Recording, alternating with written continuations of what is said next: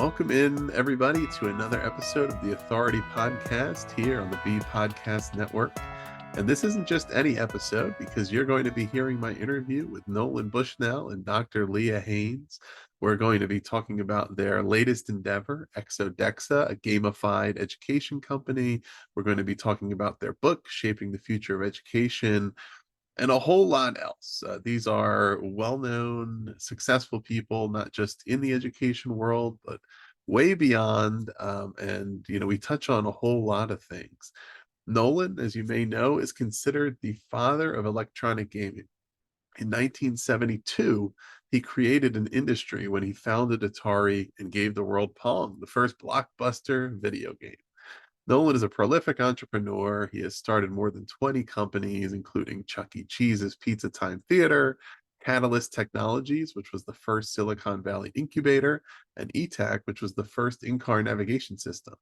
Nolan was the first and only person ever to hire Steve Jobs. We're going to talk a little bit about that in our interview, and he detailed that in his 2013 book, Finding the Next Steve Jobs. Dr. Leah Hanes is CEO of the Two Bit Circus Foundation, which during her tenure, the foundation has developed a strong voice in the current STEAM education discourse, bringing potent creative play allies like T4T.org, STEAM Carnival, Imagination.org, and LA Makerspace under the Two Bit Circus Foundation Big Top. She helped to increase both the reach and impact in education. Prior to joining the foundation, Dr. Hanes held a variety of positions focused on children and education. Most recently, she taught courses on adult developmental theory and ethics at Antioch University, Los Angeles. As I mentioned, Nolan and Leah are currently working together on the gamified education company Exodexa, where he is the chair and she is the CEO, and they've co-authored a brand new book that just recently came out called Shaping the Future of Education, the Exodexa Manifesto. So stay tuned. You're about to hear my interview with Nolan and Leah in just a moment.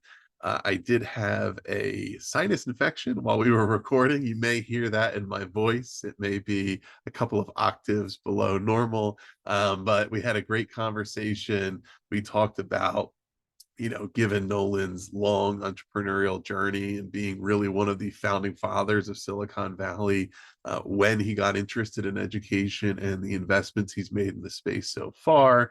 We talked about some of the solvable problems that Leah and Nolan are really focused on, their vision for the school of the future, which when you hear about that, it's going to paint a whole new picture of what schools potentially could look like. There's a lot here. It's going to sound brand new. It might sound completely outside of the norm, but it is all things that are doable with the types of commitment and investment and team that Nolan and Leah are putting together. And they also will lay out a variety of ways for listeners like you to get involved. So there's a lot of great stuff here. I truly hope and believe that you will enjoy this conversation. So stay tuned. Here is my conversation with Nolan Bushnell and Dr. Leah Hanes. Nolan and Leah, welcome to the Authority. Hey, I'm great to be here. Yeah, it's such a pleasure to have you both here. There's so many topics we can talk about here. So we'll see how we do here. Let's see how much we can cover. But wanted to start with one here because it's great to contextualize these conversations for our listeners, right? And understand where are our guests coming from, especially, those whose trajectories getting into the education field is non-traditional, right? And so Nolan, of course, a lot of people are going to know you from your work in the gaming industry and in entrepreneurship in a variety of fields. But I also know education is something you've had an interest in for a long time, even before you founded Exodexa and got to this current hands-on position. But tell us a little bit about your interest in education and what really draws you to it. I have 8 children, and so I was very involved in bringing them up and seeing each of my kids is quite different. And I saw how school was good for some and not so good for others. Like my youngest son, I had a hard time keeping in high school. He came home one day and says, "I'm out of here. I don't do busy work." I have children that have an awful lot of arrogance, if not chutzpah, and are creative and a little bit nutty. So, Right. and that fits certain types of school, but not everyone. And Leah has been working with my oldest son, and that's kind of how we met. And she's actually a serious, real educator. I'm just kind of a hack. Well, really, what Nolan said about 8 kids and some of them it worked for and some of them it didn't, like that is the story of education. I think now, yes, I have graduate degrees, I have a PhD, but I was considered a slow learner in school. And no part of me when I was in elementary school or high school thought there was a chance that I could complete a university degree. That was just not even conceivable because I was convinced by the system that I just was not up to it. And it really, when Nolan and I first started talking, it was at a conversation at the bar at his oldest son's venue, and it was about attention deficit disorder. And I know there are some kids who really have this problem, but Nolan's point was, you can give me a bunch of kids that have been diagnosed with that, and I'll put them in front of their favorite video game, and you'll see that it's not that they have a problem concentrating. They have a problem concentrating when they're bored.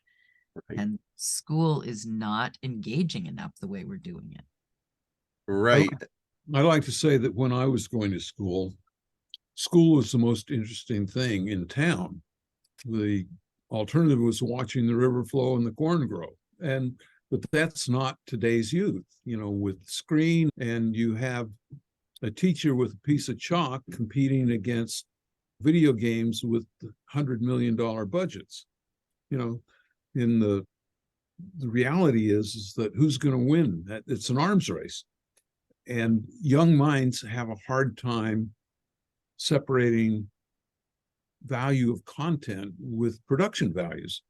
And schools lose the production value race.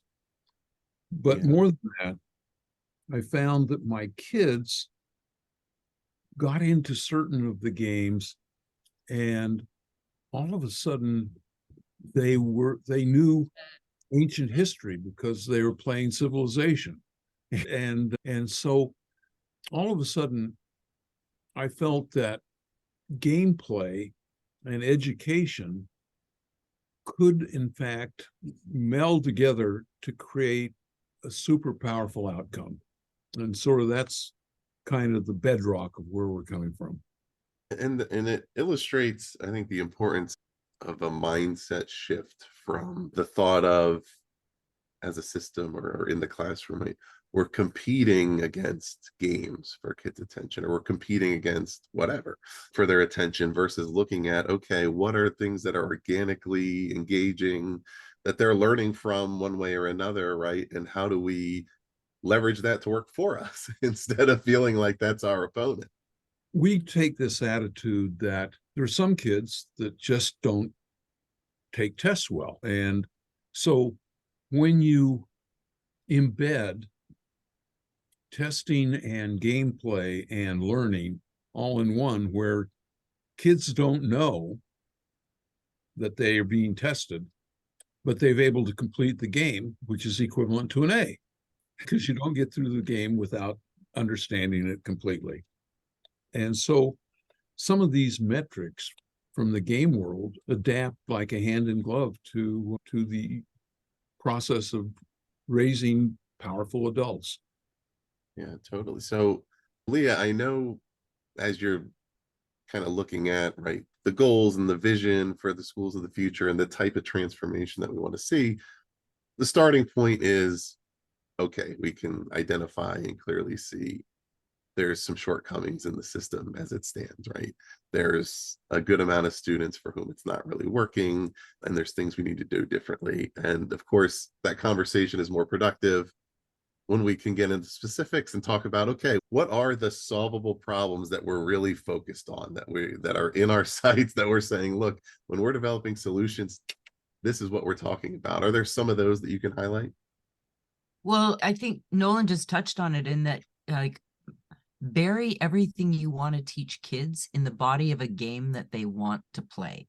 And I've seen a lot of educational games, and some of them better than others, and some of them really good, but very few that a kid would actually choose to play on a Saturday Right. morning.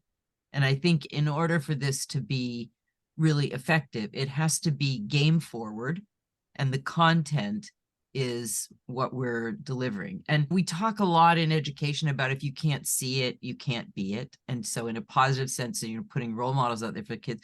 The same is true for the negative side of the world. If they see it and that's the most exciting thing, then that's what they're going to be drawn to. So creating a game that has all of the game elements that the AAA games have, and yet what they're learning, what they're gathering through the game, the information that they have to gather to get to the next level is actually what they would normally be sitting in a classroom doing in a workbook. So ultimately, I think we could replace the way we're currently teaching with games and activities that help students learn.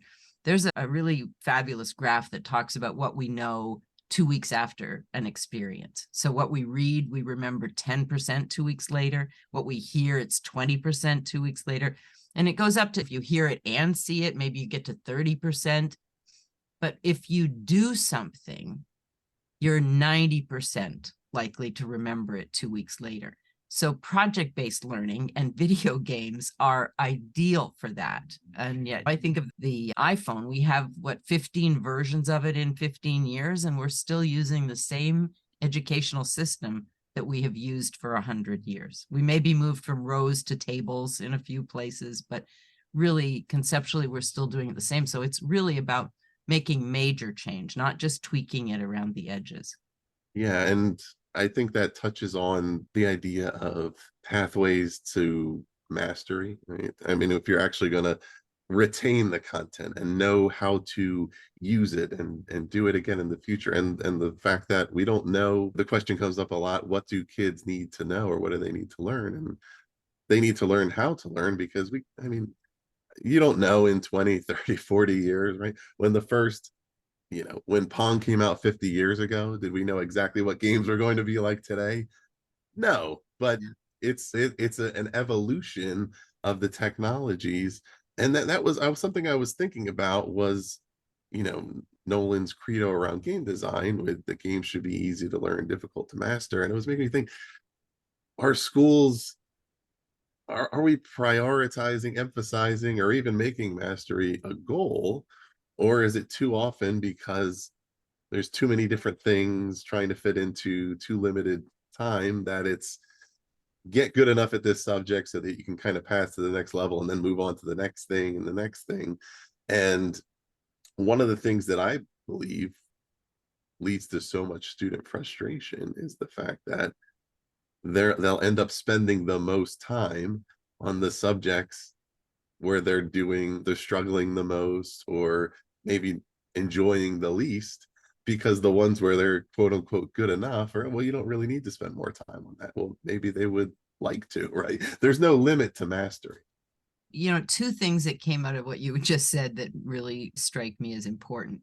The idea of mastery, like, why do we batch kids by age rather than interest? Because you could have like beginner, intermediate, and master students who have a similar interest or theme or area of interest that we could batch them in rather than by age. And I think keeping kids engaged in the things that they're good at, instead of making kids feel like you have to be good at everything, you need a base understanding of everything. But the other thing that you said is, like, what are we trying to do with them in school? We are trying to get them to learn how to learn. How do we evaluate things? So what we teach really should build on that, as opposed to facts, because you can pick up your phone and ask Siri or Alexa or Google or whoever for the facts, and then find ways to check those facts. You don't need to cram the kids full of we're not banking the information anymore. Now we're trying to get kids to be critical thinkers and creative thinkers and problem solvers. Right. Yeah. And it's like this question. I feel like I've used this example before on the show, but it's okay. If we have a student that has 2 A's and 2 C's, and a student that has 4 B's, which student is more prepared for success? They have the same GPA. The real answer is who knows, because that's not really a good metric, right, for being able to tell. But it's to also understand that what is an A? An A is the highest grade you can get in the classroom, but it doesn't mean that you've reached the absolute capacity of your understanding in a subject area. And we should encourage to continue diving into that. That's the way we get innovation and entrepreneurship and just continuous learning in general.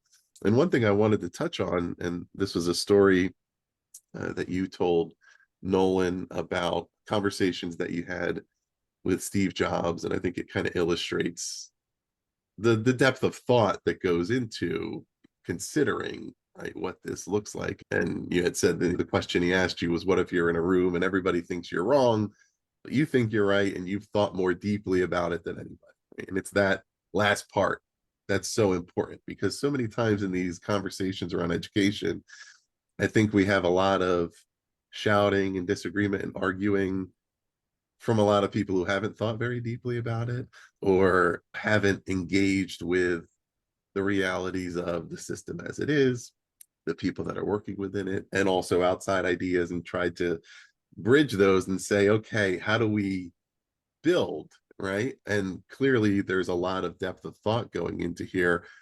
How did that lead to, you laid out these goals of the school of the future?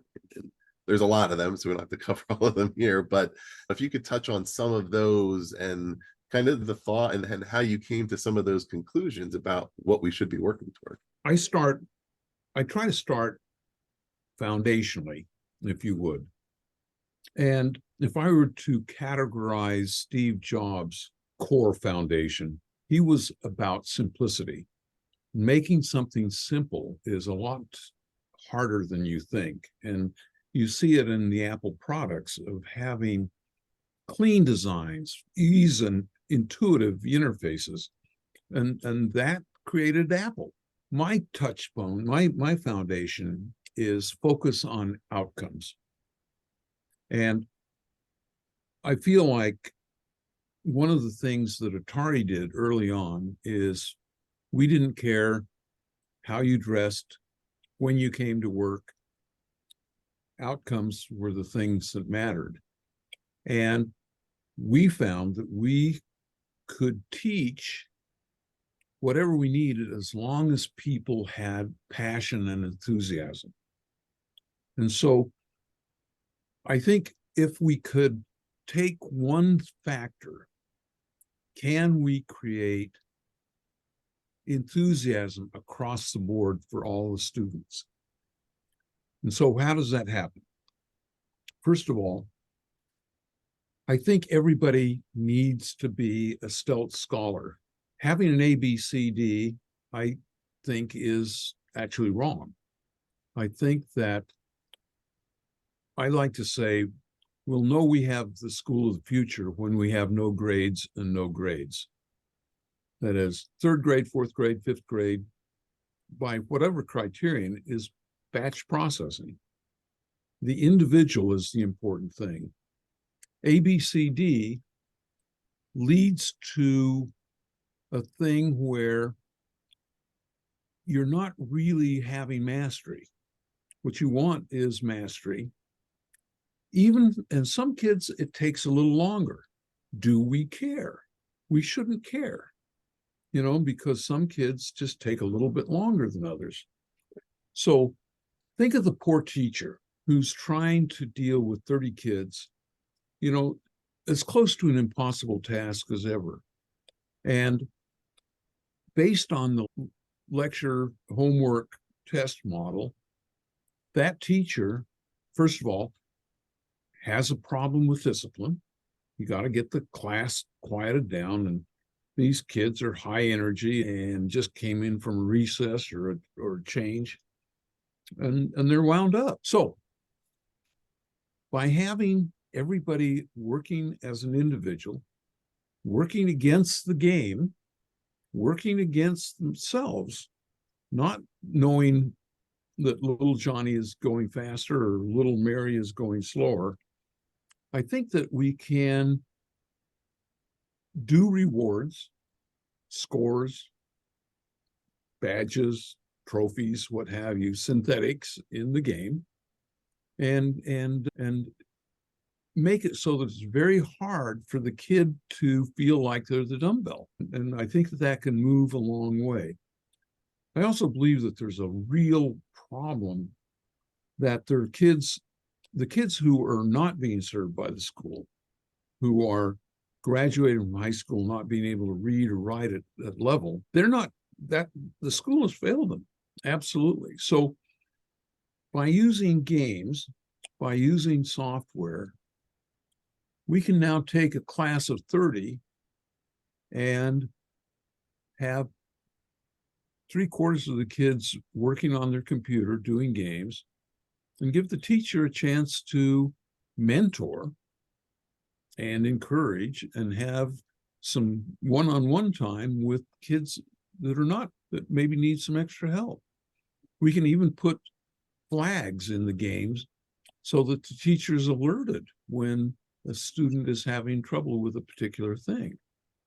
And then, just to go big and crazy, is we can have AI tutoring. So as soon as a kid is struggling, they can click on a tutor and get extra help on that particular subject. So I think that AI may be the most important thing that's going to happen to education. And I think that the individual student learning at their own pace, being encouraged, not discouraged. A lot of learning is additive. Mm-hmm. If you have the prequel, then the new stuff is easy. If you don't have the prequel, think of it as laying a level of bricks. If the underlying brick isn't there, the wall, it's hard to get that over brick to fit. So I think that the individual, the more we know about the individual, the more we can adapt the software to teach them something at the right time in the right way. And we also know there are kids, David Gardner's different ways, different kinds of intelligence. All these things can be woven together using software, whereas a classroom by its nature has to be one size fits all. So that's kind of my rant. I'm sorry. Yeah, well, and since you referenced AI, I think that's a good point to continue on, because the crux of the issue with AI in education in a lot of ways, and what we need to be thinking about it as, to me, is an equity issue, right? If schools try to prevent that technology from coming into the classroom, all they're going to really do is prevent the less privileged students from getting to have access to it, because the other kids are going to get it. They'll get it outside of school, they'll get it at home. They'll be the kids in the private schools and that have more resources, that are really diving into it, right? And it takes that understanding of, look, some of this stuff right now, it's still undetermined, it's a little scary, we don't totally understand it all. However, it's only going to grow. And if we don't figure out a way to embrace it and to let students get hands-on with it and feel like it's not something to be fearful of, right? That we're first looking at it as, well, this is just a cheating tool, right? Well, if it's that easy to cheat, then the assignments probably aren't that great in the first place, right? Maybe they're not. But how do you look at that, Leah, the AI piece, but just in general, the equity goals behind this work that you're doing, and realizing that there's far too much variance in the access to quality educational environment? Such a huge issue, Ross. And I think I first started hearing about it early last winter, and then by January, February, schools were in a full-on panic because students figured it out early on, and so there are things to be careful of. There are things that our government needs to pay attention to keep everybody safe with it. But where school is concerned, your point is such a good one, that we can't afford to leave those kids behind. The wealthy kids will find a way to access it. They won't be struggling. and this generation of kids are going to have this for the rest of their lives. So teaching them as early as possible the ethical use of it and how to present. And for teachers, okay, we used to have kids hand in their paper and the teacher spent the whole weekend reading all the papers and grading all the papers. Well, instead of having them hand in a paper that you're grading, you have them present their paper to the class and do a Q&A. And if they don't know what they're presenting, then you know that some ChatGPT or some other open source wrote the paper for them. If they present it and you do a Q&A, if they learned the material, why do we care how they gained that material? And it's sort of like when I did my PhD, I could sit at my computer at night and order a host of research papers to be delivered to me online for the morning. I didn't have to spend the week in the basement of the library. So maybe to some people who got their PhD 50 years ago, they think mine isn't as effective because I got my research in and it was easier for me. And indeed it was. I'm not sure I could have done the old school PhD and spent that many hours in the library basement searching for research. This is a really elevated version of that. And these kids, the kids who will lose out are the ones who won't know how to use it effectively. That's part of learning. It can be part of creativity, curiosity, entrepreneurship, right? And entrepreneurship doesn't need to meet capital E entrepreneurship necessarily, but it's a set of skills around creating new things. And if ever there was a golden age of entrepreneurship, it's this digital age where everybody has opportunities that they could create any number of different things if they want to. And it doesn't even necessarily need to be a business. It can be, but it could be any types of creative endeavors, right? That these skills that students can be learning in the classroom, Nolan, to really get a taste of what that can be all about. Yeah, the gig economy is a real thing, and I actually believe it's going to be the fastest growing segment of the workforce. Because when you think about AI, but also think about robotics and various things, and a lot of the jobs, quite frankly, are going to go away. And so the niches are the places where the jobs will be, and that's the gig economy. But I want to challenge you.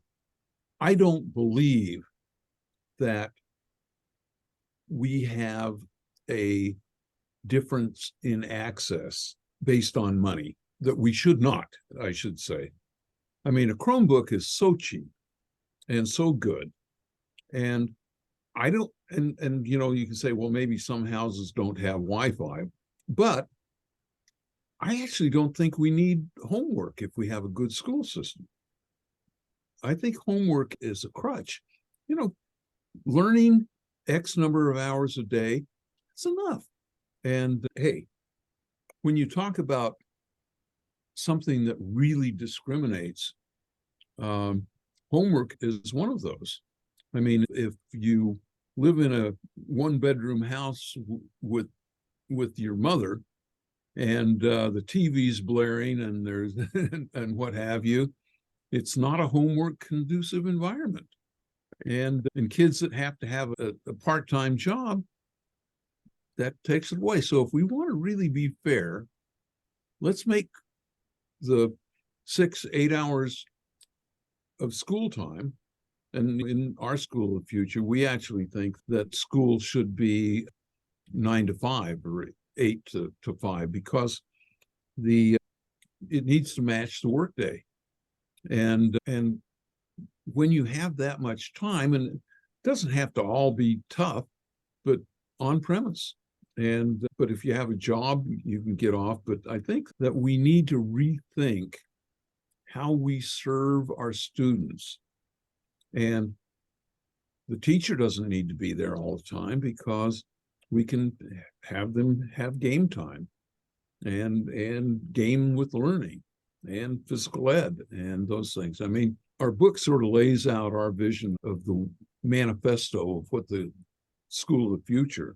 And I actually think we can make it so efficient that if I were to say every kid who graduates from high school should be able to type at 50 words a minute, should know basic should be able to do a P&L and a balance sheet and know the difference.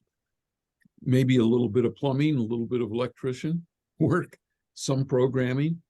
I mean, in a week, you can learn enough Unity to program an app on your cell phone. Why not have everybody be able to do that? What about kids knowing how to write a short story and publish it on Amazon? Right. You know, these are all things that are skill sets that I think make sense today that are not being done. And I think STEM needs to be expanded to life skills. And there's this other thing that's going on. One of our board members is a principal, and she asserts that a lot of kids in rough neighborhoods and with difficult home lives actually are suffering a form of PTSD, of bullying, and being shaken down for their lunch money and what have you. And are we serving those kids by giving them some remediation, some people to talk to about some of these fears and problems? I think we can, using the tools of games.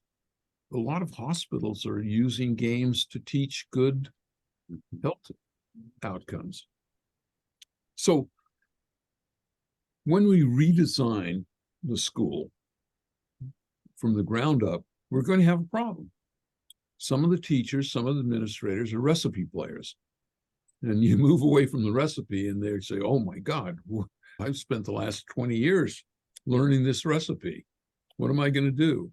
Well, move them aside, because this has to change, and it has to change for the better. And once you prove efficacy, then people who stand in the way need to be woodshedded a little bit. I mean, we know some school systems that are working well. Finland always comes out really high, and they have charter schools, they have private voucher systems for private education, and it makes the public system more competitive. But they also focus on letting the kids focus on what they like to know. And so I think that there are a lot of examples of things that work. We just have to pick them up and use them. Yeah, and I definitely want to talk about this, the structure and design of that school day of the future and what you've written about. It starts with that foundation of that it should be designed around students first, that currently it's not. And that even if you ask, why is it the way that it is, we've lost track of that, right? Because a lot of it, the why is a century plus old, or, I think in some places like where I grew up, I would say probably the best answer for why is the high school day go from 7:30 to 2:30 and middle school goes from 8:45 to 3:30 and elementary is from 9 to, is because, well, we only have so many school buses and they need to be able to alternate things like that have nothing to do with what's appropriate for learning, what's appropriate for the developing brain, right? And the times at which students would be alert or be able to get enough rest or be able to have time for exploration with less pressure. Or we talked about certainly the problems with homework, and of course there's been attempts at flipped models and other ways of doing it, where okay, now I'm doing my work and exploration in school so my teacher can kind of help me instead of just getting a lecture, and now I'm doing that at home where there's nobody to really ask a question to if I run into a problem, right? Unless my parent happens to know the subject. But yeah, there's this design around students first piece, Leah. I would love it to be made clear. Well, number one, what does this mean? Because it probably sounds like something that everybody would say, oh yeah, of course, but it's not happening. No, it's something people think is happening, but Right. it's really not the way it's set up. And we have so much research now. You think about what we know when a teenage brain is best equipped to take in new information and learn. And that's generally like we have maybe 2 hours of that in the system we have currently, and then they're off doing whatever. I think when Nolan was talking about with homework, we're training kids to be workaholics. They're leaving school, they're going home, they're doing hours of homework. We need people to really embrace living a life. So, and allowing kids to explore entrepreneurial ideas while they're still in school. That's something else we worked on in the book. Is just like, why not let them start their own little business and have a little incubator where we can raise money for them to try because if it all goes sour for you and you're in high school, you've got your whole life ahead of you and you learned a lot of lessons there. And so having the school day from like 7 or 8 in the morning until 5 or 6 in the afternoon, then you have like athletic experiences, maybe dance classes or whatever in that early morning time when the kid's brain is not really ready to take in information. And then you do the serious part of the games later. I wanted to point out, and if you haven't read it, you should. It's called Spark. It's by John Ratty, and he basically talks a lot about, and this is research that came out of NASA, and that essentially you really should start the day with 20 minutes of vigorous exercise. That your brain actually secretes BDNF, brain-derived neurotrophic factor, which is a precursor protein for dendrite growth. And so if you really want to look at the student and fine-tune them, and here's another little thing. Some students really need a high-protein breakfast. Other students need a high-carb breakfast. Your brain burns a lot of carbs, but you don't want too many carbs in certain kinds, but it actually tracks blood type a little bit. And, so one of the things that I would do in my school of the future is I would identify and supply breakfast, and then 20 minutes of exercise. Then what you want them to have a 20 to half an hour nap after lunch, and then another 20 minutes of vigorous exercise. And all of a sudden, you've actually fine-tuned the body to create this super learner. And ADHD goes away with the 20 minutes of vigorous exercise. A lot of disruption goes away with 20 minutes of vigorous exercise. And I think that we know these things. It's been tested. And John Ratty is a medical doctor, PhD, and he has it well documented that he's changed outcomes just through having exercise in school. Yeah. What are the challenges, to implementing this? You've laid out a very different structure, right? In the book, it's that vigorous exercise, the breakfast, 3 hours of gaming time, lunch, nap, a lot of things that are not, it doesn't look like the typical schedule today. Well, a lot of schools have like early drop-off care for the parent and after school. So I think what we're talking about is similar to that in terms of structure. You have the teachers there for those middle hours, the high learning hours, and you have graduate students who are studying education, or you have a different community of people who are taking the early hours and the late hours. But also there are a lot of kids who hate physical education. So you have alternatives. Some kids are going to play basketball, some kids are going to dance, some kids are going to run the track. There are a variety of things that they could be doing in that early morning rigorous exercise. But you want to track heart rate. You want to know that during that time you're doing something that you enjoy that gets your heart rate going. And Peloton, having that screen in front of you, all of a sudden you can do some things.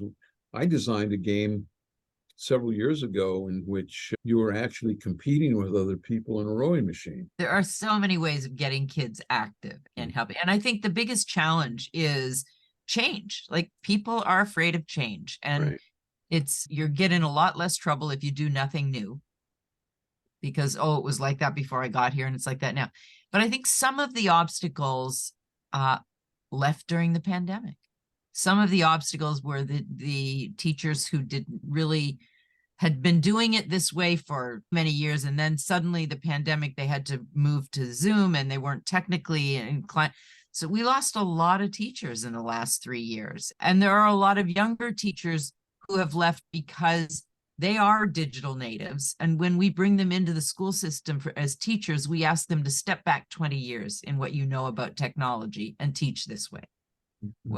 Whereas I think a lot of those younger teachers, I think the younger, and I don't mean just in terms of age, I think the younger thinkers, the teachers who have been keeping up with the digital world, are going to embrace what we're talking about, because their job, I mean, first of all, from the student's perspective, there's no more humiliation in class.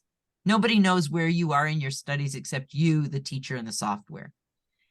And then for teachers, you've got all these kids who are busy learning on their own, engaged. And so you have this smaller group that need your help. And you can wander around from desk to desk and talk to students.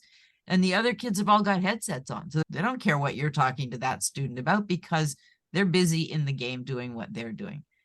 And so there will be challenges and pushback for sure. There is anytime there's a major change going on. But I think it's major change that's needed. If we just go back to business as usual after the pandemic, it's a lost opportunity. Right. Yeah. I mean, you referenced, right, the pandemic. And I think some of the things that changed over the course of that time in schools and otherwise, right, workforce and remote work and those kind of things, shows that we just typically tend to underestimate our adaptability and plasticity to do things differently, to say, once we make a decision to go with it and do it a different way, that's just the way it is. And we're no longer worried about what happened before. We've just figured out a new solution. But there's so many, each sentence I think that we're saying here has 3 different things in it, right? You talked about that's such a big thing about students being incentivized and motivated strictly to improve on their own and not worry about the comparison Right. to others. Because what's the biggest factor in long-term, I would say, student struggle? It's when kids are 5-6 years old and they look around and they feel like they're not doing as well as their classmates, and they develop a concrete view of themselves as not as smart and not as good. And then all that leads to, over time, it just diminishes and diminishes, where one, there's no truth to it, right? And that's a big thing, like with reading, right? Nolan mentioned Finland, right? The way they teach reading there, the way they teach it here, very different. Kids there are much less likely to feel that they're behind because they're not having the same pressure on them at those young ages, where what's the difference if you learn at 4 or 6? Once you know it, but if you believe that you can't do it, it's hard to regain that. I like to say too that Nolan changed the world when he introduced video games. Like there was a world before video games and after, and I think Nolan is in a position to do the same thing again now in education. Well, no, Leah is. One of the things that I want to ask your audience to do is, I want them to read the book, and then I want them to email me anything they disagree with, because I believe that I have my truth right now, but I'm not sure it's the truth. And I believe that steel sharpens steel. And I'm sure that there are many of your listeners who are engaged and smart as hell. And I'd like to have some pushback and understand where I might, because I'm looking for the truth.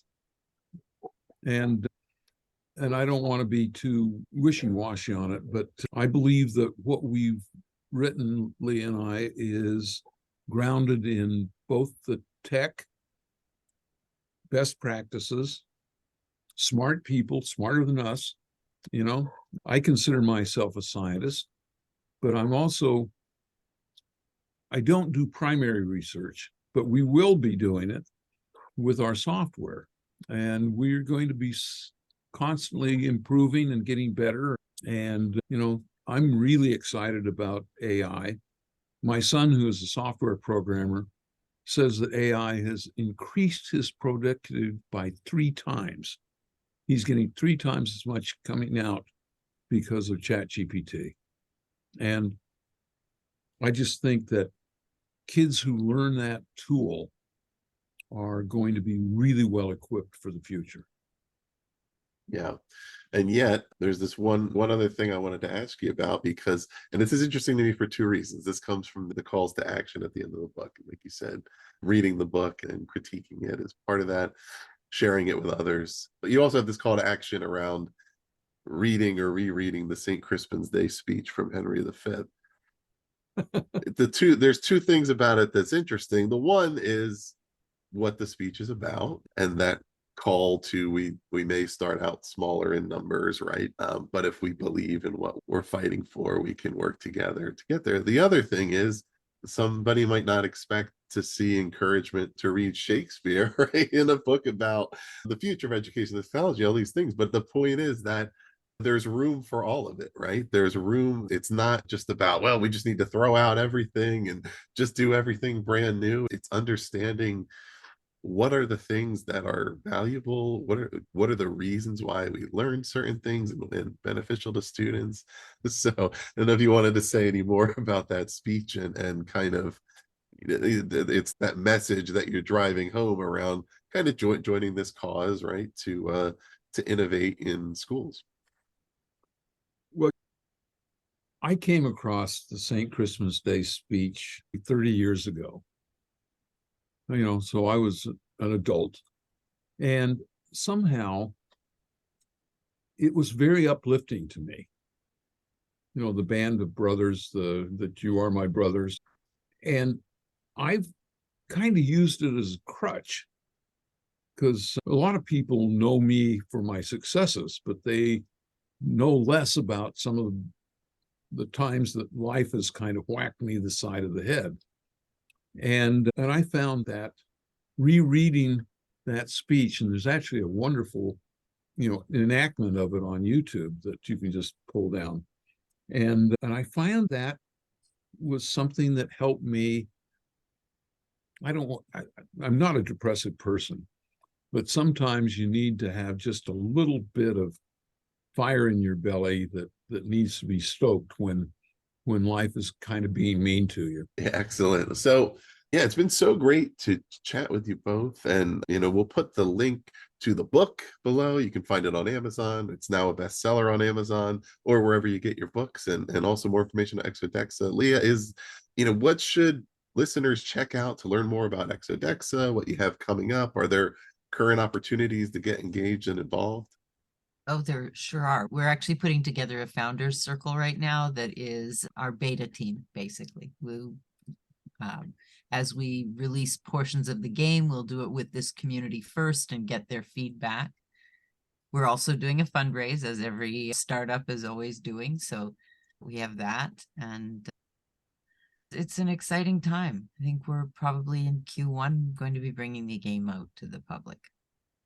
And we're probably in a year and a half, we're actually going to start a school that is chapter and verse architected on the book, so that we're going to try to document. I really believe in what I call existence proofs.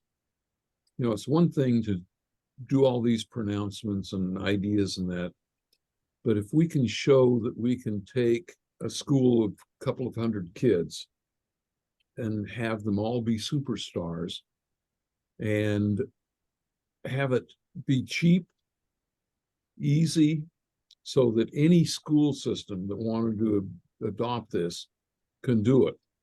It's one thing to have a $50,000 a year budget to do magic things, but if you can do it for $8,000, fits every school system in the nation. And so I think that if we can have the existence proof, that will catalyze a lot of people who are on the fence, particularly if it's well documented. Absolutely. Yeah. So everybody, check that out. We'll put the links there below to find the book, read that. You'll get a really good idea of what this is all about. If you go to exodexa.com, you can learn more about the game that's in development and reach out there and find out how you can get involved. Please do also subscribe to The Authority for more author interviews like this one, or visit bpodcast.network to learn about all of our shows. Leah and Nolan, thanks so much for being on the show. Thank you, Ross. Very great. And thank you. Great questions. And you're one of us, my friend. You're part of our band of brothers and sisters. And I have to pull out the Wolf of Wall Street meme. One of us. This has been the Authority Podcast, hosted by Ross Romano, edited by Gage Sanderson.